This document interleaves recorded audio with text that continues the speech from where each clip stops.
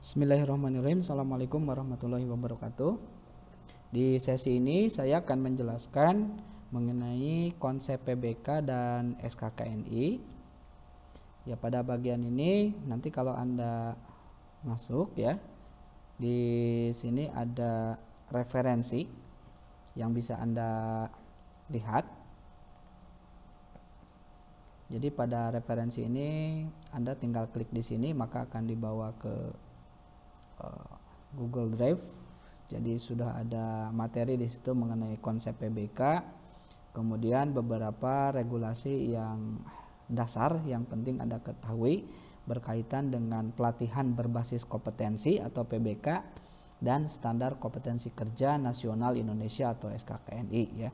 Jadi di sini ada mulai dari Undang-Undang Nomor 13 di sini ya.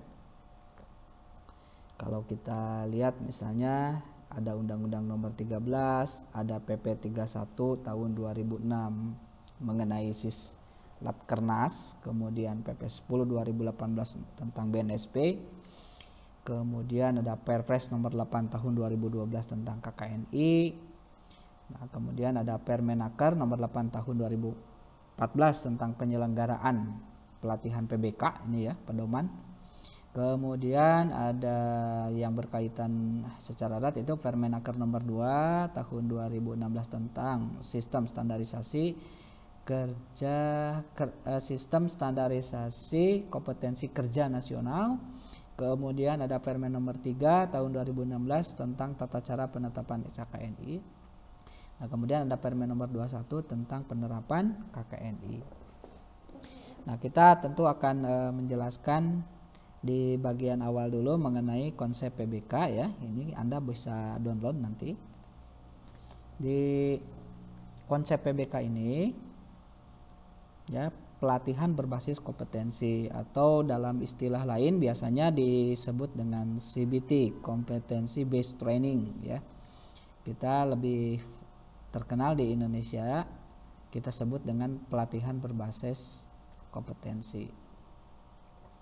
Nah, berkaitan dengan itu, dalam rangka pengembangan sumber daya manusia, ada dua pola yang bisa kita ikuti pendekatannya. Yang pertama ada melalui pendidikan ya, yang kedua ada melalui pelatihan. Nah, berkaitan dengan itu, kita di Kementerian Ketenagakerjaan, dalam hal ini kita instruktur ya, tentu Kementerian Tenaga Kerja sebagai pembinanya dimanapun Anda berada, baik di Kementerian Kominfo, ESDM atau di kementerian lembaga lainnya, kalau Anda instruktur tentu akan berkaitan dengan regulasi-regulasi ini. Yang pertama di sini ada Undang-Undang Nomor 13 tahun 2003 tentang Ketenagakerjaan. Ini adalah regulasi induk yang berkaitan dengan pelatihan yang kita selenggarakan dalam setiap ini ya. Pada setiap sesi atau setiap tahun kita laksanakan tentu masih mengacu kepada Undang-Undang Nomor 13 tahun 2003. Nah, kemudian dari Undang-Undang Nomor 13 ini diamanatkan untuk keluarnya peraturan pemerintah ya. Yang pertama ada Peraturan Pemerintah Nomor 31 tahun 2006. Ini berkaitan dengan sistem pelatihan kerja nasional. Nah, tentu selain itu di Undang-Undang Nomor 13 pun mengamanatkan tentang sertifikasi yang kemudian diamanatkan untuk dibentuknya BNSP melalui PP Nomor 10 tahun 2018 ya, tentang Badan Nasional Sertifikasi Profesi. Jadi ini bentuknya udah hampir segitiga gitu ya, turunannya seperti itu.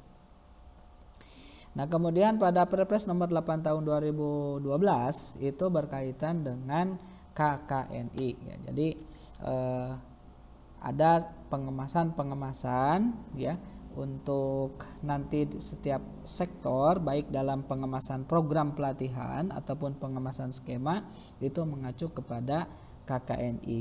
Nah, KKNI ini peraturan induknya mengacu kepada Perpres Nomor 8 tahun 2012 tentang Kerangka Kualifikasi Nasional Indonesia atau kita singkat dengan KKNI. Nah, baru nanti ada turunan-turunannya dari sini ya. Ada Permenaker nomor 2 tahun 2016 tentang sistem standarisasi kompetensi kerja nasional. Kemudian ada Permenaker nomor 3 tahun 2016 tentang tata cara penetapan standar kompetensi kerja nasional Indonesia. Kemudian pedoman penyelenggaraan PBK-nya ada di Permenaker nomor 8 tahun 2014. Dan untuk pedoman penerapan KKNI ada di Permen nomor 21 tahun 2014. Nah, paling tidak Anda bisa memahami ya, ada beberapa regulasi berkaitan dengan pengembangan sumber daya manusia berbasis kompetensi. Ya, ini tadi dokumen-dokumennya Anda bisa download sendiri. Kemudian ini yang perlu dipahami ya, ada strategi dari peningkatan kualitas sumber daya manusia ini ya. Yang pertama ini ada yang disebut dengan standar kompetensi kerja. Nah, munculnya standar kompetensi kerja ini didorong atas kebutuhan industri atau pengguna atau sektor-sektor tertentu. Nah, sampai nanti ada satu proses ya dalam penetapan SKKNI, mulai dari meeting-meeting biasa, kemudian pertemuan-pertemuan, kemudian ada prakonvensi, ada konvensi. Nah, sampai nanti ada proses penyempurnaan dan penetapan ya. Itu maka lahirlah standar kompetensi kerja. Dalam hal standar kompetensi kerja ini terdiri dari 3 bagian. Yang pertama adalah standar kompetensi kerja nasional Indonesia atau kita sebut dengan SKKNI ya. Jadi kalau misalnya kita tuliskan ini yang pertama itu aja yang disebut dengan SKKNI gitu ya. Standar kompetensi kerja nasional Indonesia. Kemudian yang kedua itu ada standar kompetensi kerja internasional atau SKKI ya biasanya, atau SI orang menyebutnya. Nah, kemudian satu lagi ada standar kompetensi kerja khusus ya. Nah, jadi kalau SKKNI jelas ya, ini bersifat terbuka, dikendalikan oleh Direktorat Standar Kompetensi dan Proglat dari Kemnaker. Kemudian ini standar kerja kompetensi nasional biasanya diadopsi ya menjadi standar kita, tentu dengan melakukan penyesuaian-penyesuaian. Dan untuk sektor-sektor tertentu atau perusahaan, organisasi tertentu, boleh dia memiliki standar kompetensi kerja khusus ya, yang tentu ini tetap harus didaftarkan di Kementerian Ketenagakerjaan supaya terregistrasi. Nah, jadi ini adalah standarnya. Kemudian dalam rangka pengemasan, di sini ada pengemasan yang dikemas melalui KKNI, Kerangka Kerja Nasional Indonesia, di mana levelnya itu dari level 1 sampai dengan level 9, yaitu pengemasannya.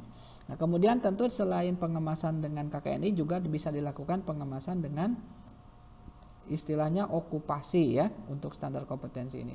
Kemudian ada pengemasan dengan menggunakan pengemasan klaster ya. Jadi ada KKNI, okupasi atau jabatan, dan ada klaster. Nah, selanjutnya yang menjadi referensi bagi pelatihan berbasis kompetensi dan juga bagi pelaksanaan sertifikasi kompetensi harus mengacu kepada standar kompetensi ini ya.